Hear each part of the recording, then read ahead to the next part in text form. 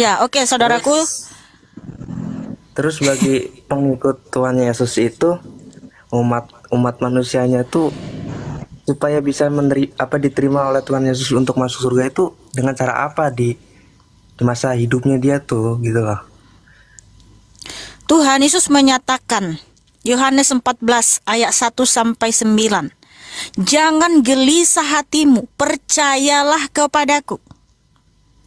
Aku pergi ke surga untuk menyediakan tempat bagimu, dan ketika aku datang kembali, aku akan membawa kamu ke surga, supaya di mana aku berada, kamu pun berada. Karena akulah sang jalan dan sang kebenaran dan sang hidup. Tidak ada seorang pun yang datang kepada Bapa kalau tidak melalui aku.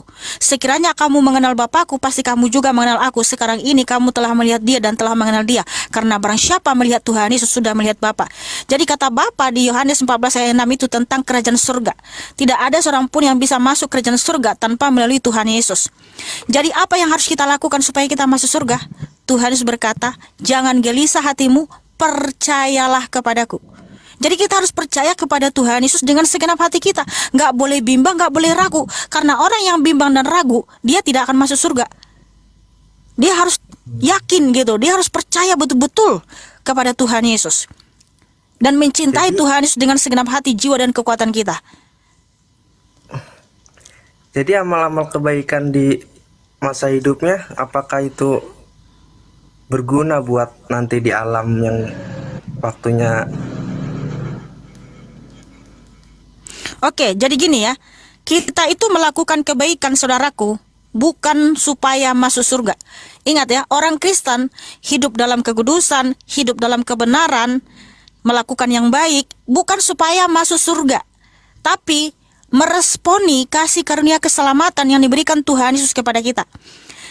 Sehingga kalau kita melakukan ya kebaikan, ada yang melakukan seperti ini ya, itu memang nanti upahnya berbeda-beda di kerajaan surga. Contoh, Rasul Paulus, mahkotanya Rasul Paulus dengan mahkota saya berbeda. Nggak mungkin mahkotanya Paulus di surga sama saya itu sama, enggak. Karena Rasul Paulus itu dia adalah rasul pilihan yang martir demi Tuhan Yesus. Pasti mahkota Rasul Paulus itu lebih hebat, lebih besar dibandingkan saya, gitu loh. Nah makanya teman-teman, mahkota kehidupan atau upah kita nanti di surga itu berbeda-beda sesuai dengan apa yang kita lakukan. Tapi ingat sekali lagi, kalau kamu ya orang Kristen melakukan kebaikan supaya masuk surga, itu salah. Nah kita melakukan kebaikan, kita melakukan kebenaran bukan supaya masuk surga, tapi karena Tuhan Yesus sudah memberikan surga kepada kita. Kita meresponi kasih karunia keselamatan. Itulah bedanya kita dengan siapapun yang ada di dunia ini, ya. Orang Kristen melakukan kebaikan bukan supaya masuk surga, tapi karena surga sudah diberikan kepada kita. Haleluya.